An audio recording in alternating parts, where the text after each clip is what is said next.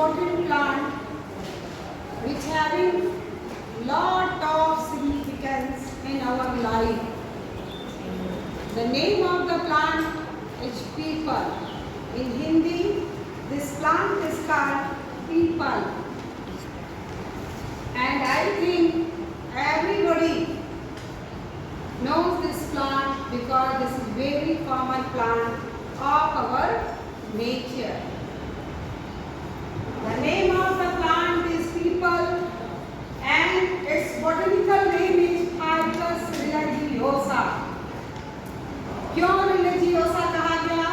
क्योंकि रिलीजन से जुड़ा हुआ है, कल्चर से जुड़ा हुआ है। पीपल के पौधे की पूजा की जाती है, इसीलिए इस पौधे को हम सैक्रेड ट्री भी कहते हैं।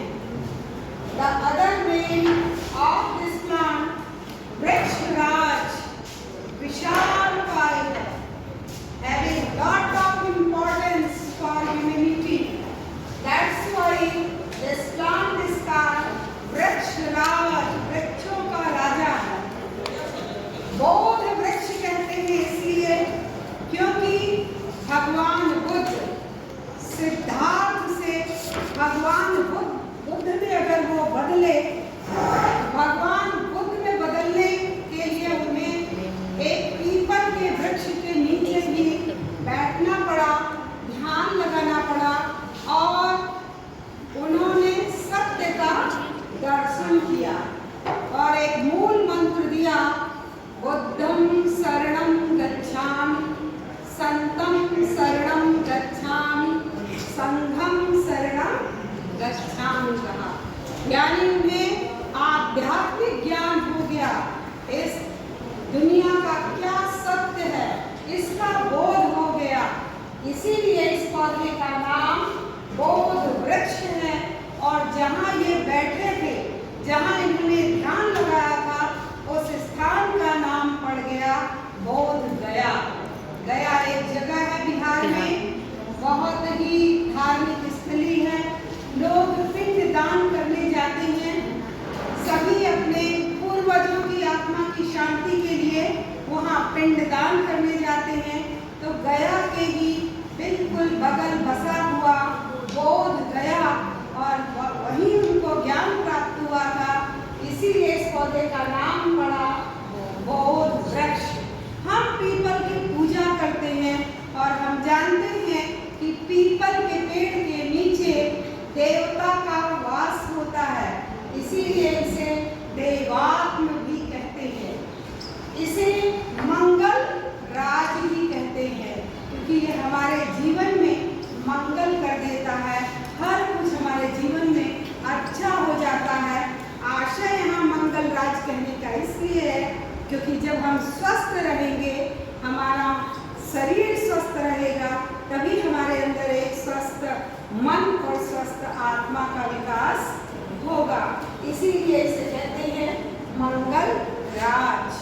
भगवद गीता में कृष्ण ने भी इस वृक्ष की महत्व को बताते हुए इसे अश्वत्थम कहा था। इस तरह इसके बहुत से नाम हैं और अलग अलग संस्कृति में, अलग अलग परंपरा में इसे अलग अलग नाम से जानते हैं। लेकिन इस धरा पर जितने भी लोग हैं सभी जानते हैं कि यह पौधा हमारे लिए बहुत इम्पोर्टेंट है। You all are the student of BSc 4th semester and in your botany syllabus you have to study about इथनोबॉटनी।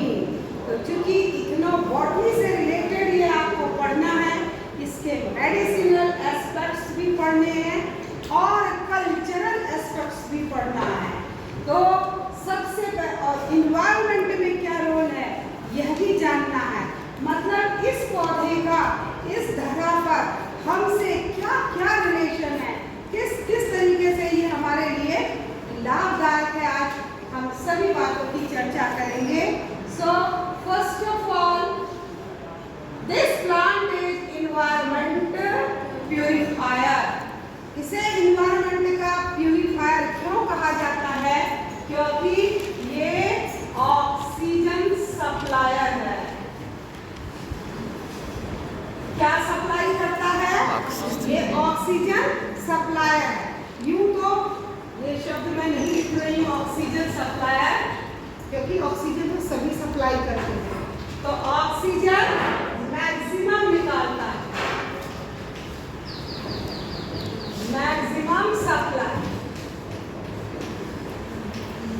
अब सही है ना। ये अधिक ऑक्सीजन सप्लाई करता है। कुछ लोग कहते हैं जब कोई गलत बात एक मुंह से दूसरे मुंह, दूसरे से तीसरे, तीसरे से चौथे, एक व्यक्ति से दूसरे व्यक्ति तक, दूसरे व्यक्ति से तीसरे और चौथे और पांचवें तक पहुंच जाती है, तो एक छोटा सा लौकी का बिया धीरे धीरे बढ़ते बढ़ते बहुत लौकी के बराबर बड़ा हो जाता है। ये क्या है? एनवायरमेंट प्यूरिफायर है, मैक्सिमम ऑक्सीजन की सप्लाई करता है। कारण क्या है? यह पौधा विशालकाय है। कैसा है? विशालकाय है।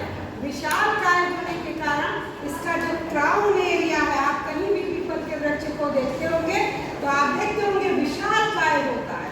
विशालकाय होने के कारण, हाईली ब्रांच होने के कारण एक बहुत बड़े एरिया को घेर लेता है और ढेर सारी पत्तियां इसमें पाई जाती है। इसकी पत्ती की भी स्पेशलिटी है, ये क्वाड्रेट फॉर्म में दिखाई देता है। आपको देखिए दिल की तरह, जैसा हमारा हृदय है उसी तरह इसकी संरचना है। तो इसके लैमिना का ये डायमीटर, लंबाई और चौड़ाई बड़ी बड़ी है। अलग अलग स्पीशीज में आप देखेंगे तो इतने बड़े बड़े पत्ते भी होते हैं। तो जब पत्ती का लैमिना बड़ा है तो सरफेस एरिया बढ़ गया और वृक्ष का सरफेस एरिया बहुत बड़ा होता है और बहुत बड़ा क्राउन इसका बना। लीफ कैसी मैंने बताई? लैमिना ब्रॉडर है, बड़ी है। हर एक लीफ की हर एक सेल फोटोसिंथेटिक है और सभी सेल अगर फोटोसिंथेसिस शुरू कर देगी तो भोजन बनाएगी। फोटोसिंथेसिस से कार्बोहाइड्रेट का फॉर्मेशन होगा। कार्बोहाइड्रेट के साथ साथ carbohydrate is the product of the photosynthesis, but oxygen is the by product of the photosynthesis. तो फोटोसिंथेसिस जब ये पौधा स्टार्ट करता है तो कार्बोहाइड्रेट प्रोडक्ट के रूप में और ऑक्सीजन बाई प्रोडक्ट के रूप में एनवायरनमेंट में रिलीज करता है और हमें प्राणवायु के रूप में ऑक्सीजन प्रोवाइड करने में सबसे ज्यादा अहम रोल किस पौधे का हुआ? पीपल का। इसीलिए इसको इतनी इंपॉर्टेंस दी गई। सभी पौधे ऑक्सीजन की सप्लाई करेंगे बाई प्रोडक्ट के रूप में। सभी ऑटोट्रॉपिक प्लांट ऑक्सीजन रिलीज करते हैं ड्यूरिंग फोटोसिंथेसिस। लेकिन मैं क्या कह रही हूँ? The number of the leaf is maximum, बहुत ज्यादा है। पीपल के पेड़ में कितने पत्ते लगे रहते हैं सोच लीजिए, तो नंबर ज्यादा है। और ये लैमिना, ये जो एरिया है, दिस इज ब्रॉडर, ऐसा प्लेटफॉर्म बनाता है जिससे ज्यादा से ज्यादा फोटोसिंथेसिस हो सके। और जब डिफ्यूज लाइट रहती है सुबह की तभी इसमें फोटोसिंथेसिस स्टार्ट हो जाती है और शाम की डिफ्यूज लाइट जब तक पड़ रही है तब तक ये पौधा फोटोसिंथेसिस कर रहा होता है। अब हम सत्य क्या बताना चाहते हैं आपको? ये 24 घंटे ऑक्सीजन प्रोवाइड नहीं करता है, क्योंकि ऑक्सीजन प्रोवाइड करने के लिए फोटोसिंथेसिस का होना बहुत जरूरी है। और हम जानते हैं कि photosynthesis, this process takes place only in the presence of light. That's why the name of this process is photosynthesis. Photo means बनना, photo means light and synthesis means बनना, यानी कुछ बन रहा है। और बन क्या रहा है? कार्बोहाइड्रेट बन रहा है, फूड मटेरियल की सिंथेसाइज हो रही है। तो कुछ पौधे कुछ कम देर फोटोसिंथेसिस करते हैं, डिफ्यूज लाइट पे नहीं करते हैं, लेकिन पीपल का पौधा सुबह से शुरू करता है और देर शाम तक करता रहता है, यानी इसके फोटोसिंथेसिस का ड्यूरेशन लंबा है, इसलिए ज्यादा ऑक्सीजन सप्लाई कर रहा है। There are so many reason. Lamina बड़ा है, क्राउन एरिया बड़ा है, नंबर ऑफ लीफ ज्यादा है और डिफ्यूज लाइट में भी फोटोसिंथेसिस कर रहा है। तो हाईएस्ट प्रोवाइडर हो गया कि नहीं? हो गया ना? तो कभी भी कोई आपसे कहे कि ये 24 घंटा, आप गूगल पे जाइए, हर जगह लिखा रहेगा 24 घंटा ऑक्सीजन देने वाला। तो आप बॉटनी के छात्र हैं, आपको समझना चाहिए कि रात में ऑक्सीजन सप्लाई पौधे नहीं करते हैं। ये मैक्सिमम करता है, लेंथ ज़्यादा है, ड्यूरेशन ज़्यादा है दिन में, रात में नहीं कर सकता है क्योंकि रात में फोटोसिंथेसिस नहीं होती है। और फोटोसिंथेसिस में ही पौधे बाई प्रोडक्ट के रूप में ऑक्सीजन को रिलीज करते हैं। तो हम तो प्रगति के नाम पर, एडवांसमेंट के नाम पर, इंडस्ट्रियलाइजेशन के नाम पर, अर्बनाइजेशन के नाम पर क्या कर रहे हैं? एनवायरनमेंट को पॉल्यूट कर रहे हैं। और ये पौधा क्या कर रहा है? जितना कार्बन डाइऑक्साइड हम निकाल रहे हैं, उस कार्बन डाइऑक्साइड को ये पौधा क्या कर रहा है? ये पौधा CO2 को अब्सॉर्ब कर रहा है। CO2 अब्सॉर्बर, O2 provider, CO2 अब्सॉर्बर। यानी जो भी हम मोटरसाइकिल चलाएं, गाड़ी चलाएं, फैक्ट्री चलाएं, कुछ भी कंस्ट्रक्शन करें, किसी भी चीज को चलाने के लिए हमें एनर्जी की आवश्यकता, और एनर्जी के लिए हमें पेट्रोल, डीजल, नेचुरल गैसेज, कोल, इन्हीं पर जाना पड़ता है। अब तो हम सोलर एनर्जी की ओर बढ़ रहे हैं। तो इनसे क्या निकलता है? Carbon dioxide, carbon monoxide. तो सबसे ज्यादा कार्बन डाइऑक्साइड का अगर ये प्रोवाइडर है ऑक्सीजन का ज्यादा, तो उतना ही तो रॉ मटेरियल के रूप में कैसे फोटोसिंथेसिस होती है? CO2 प्लस H2O, पानी नीचे से लेता है जड़ से और इन्वायरमेंट से कार्बन डाइऑक्साइड को खींचता है। जैसे भगवान शंकर दुनिया के कल्याण के लिए, विश्व के कल्याण के लिए कहा जाता है, समुद्र मंथन हुआ था तो उन्होंने विश्व को पी लिया था। इसीलिए शंकर भगवान को नीलकंठ भी कहते हैं, क्योंकि जो टॉक्सिक उनके अंदर गया उससे उनकी बॉडी नीली हो गई थी, मानवता के कल्याण के लिए। तो आज कौन नीलकंठ हमारे बीच में है? यही पौधे नीलकंठ हैं, जो कार्बन डाइऑक्साइड के एब्जॉर्बर हैं और O2 के प्रोवाइडर हैं। बोलिए, समझ में आया? यानी इन्वायरमेंट को प्यूरिफाई करने में इसका अहम रोल है। अब हम इसका कल्चरल एस्पेक्ट देखते हैं, कल्चर से कैसे जुड़ा हुआ है। आपने देखा होगा पीपल की पूजा की जाती है ना? पीपल के चारों ओर धागा बांधते हुए, पीपल के पेड़ के नीचे दिया जलाते हुए जाता है। या किसी के हिंदू के घर में, किसी सनातन धर्म के मानने वाले के घर में अगर मृत्यु होती है तो एक घड़ा बांधा जाता है, और वो पीपल के पेड़ पर ही जाके बांधा जाता है ना? यह एक ऐसा पेड़ है जिसे, ये एक ऐसा वृक्ष है जिसे हम कह रहे हैं देवात्म। क्या कह रहे हैं? देवात्म, देवता का की आत्मा जहाँ निवास करती हो, देवात्म कह रहे हैं, मंगल राज कह रहे हैं, है ना? लेकिन दूसरी ओर समाज में एक भ्रांति है। क्या है? कि रात में मत जाना पीपल के पास, भूत का निवास है। तो मैंने यहाँ कहीं भूत का निवास नहीं लिखा। भूत का निवास क्यों कहा गया, यह भी आपको समझना चाहिए। You all are student of botany, तो this is your duty to educate the society. Society को एजुकेट करना आपका काम है। आपको फैक्ट्स रखने समाज के आगे कि हमारे जो ऋषि मुनि थे वो सभी वैज्ञानिक थे। उन्होंने पीपल के सारे महत्व को देख लिया था और समझ लिया था।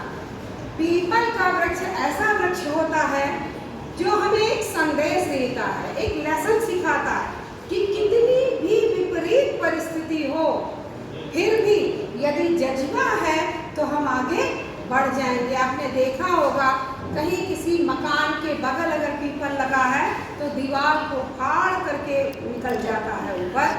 आपने देखा होगा अगर पास में कहीं पीपल का पौधा लगा है और आपका घर है तो पीपल की जड़ें बहुत गहरी नीचे तक जाती हैं और हॉरिजॉन्टल भी फैलती चली जाती हैं।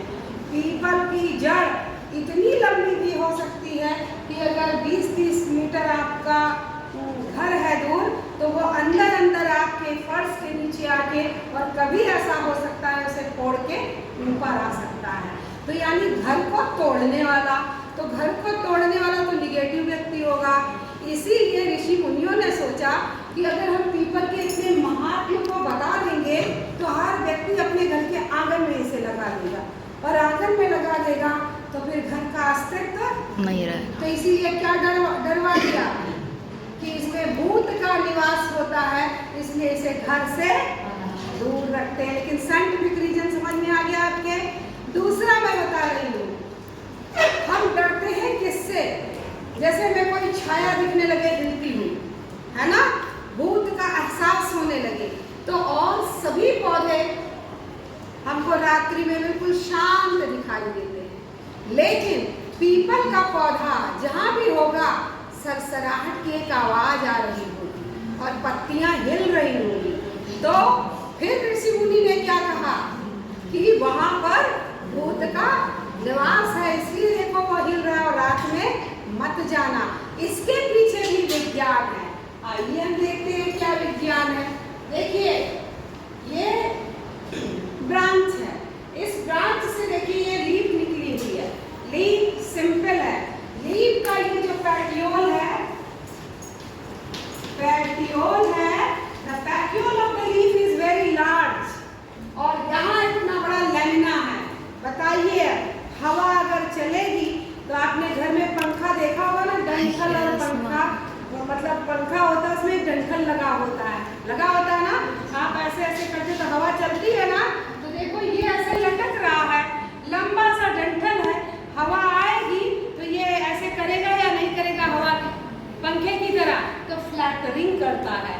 फ्लैटरिंग करने से हमेशा इसके पास बैठने पे हमको कूल एयर के बहने का एहसास होता है।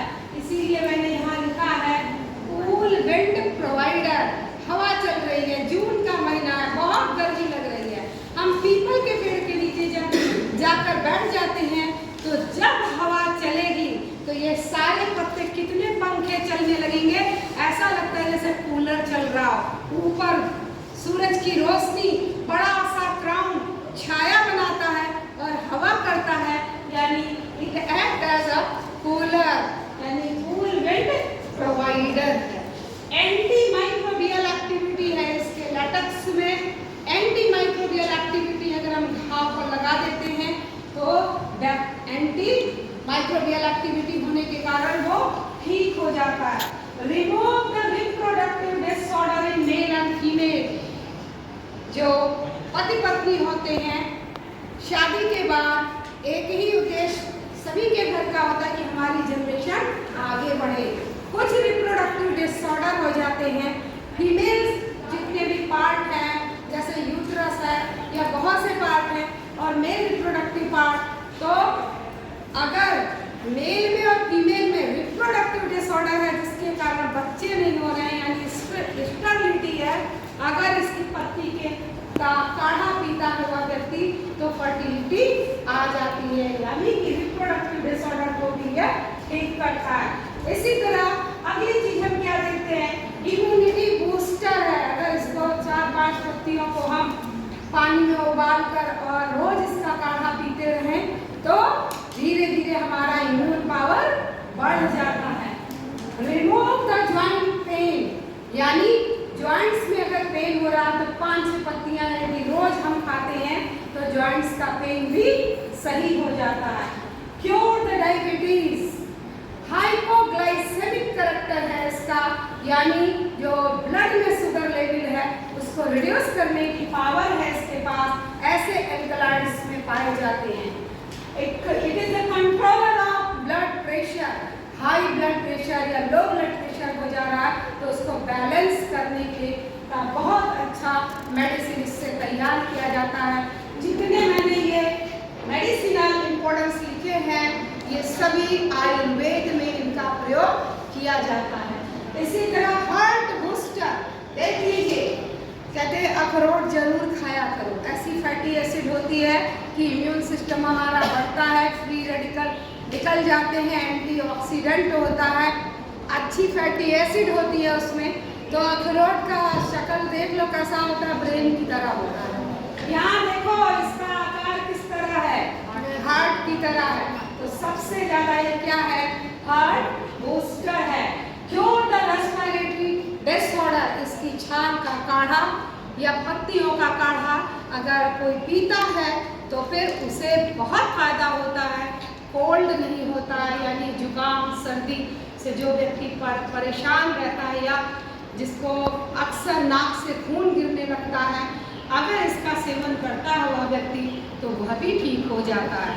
आपने सुना होगा शरद पूर्णिमा के दिन रात में खीर बनाने की प्रथा है सनातन धर्म में, और 4-5 घंटे के लिए उसको शीत में रख दिया जाता है कि फुल चांदनी की लाइट उस पर पड़े और फिर सुबह लोग खाते हैं। मेरा कहना है कि आप उसमें पीपल की छाल का थोड़ा सा पाउडर मिला दीजिए खीर बनाने के बाद, उसके बाद उसको शरद पूर्णिमा के दिन खीर को आप चांदनी में रख दीजिए, लेकिन सोना नहीं चाहिए।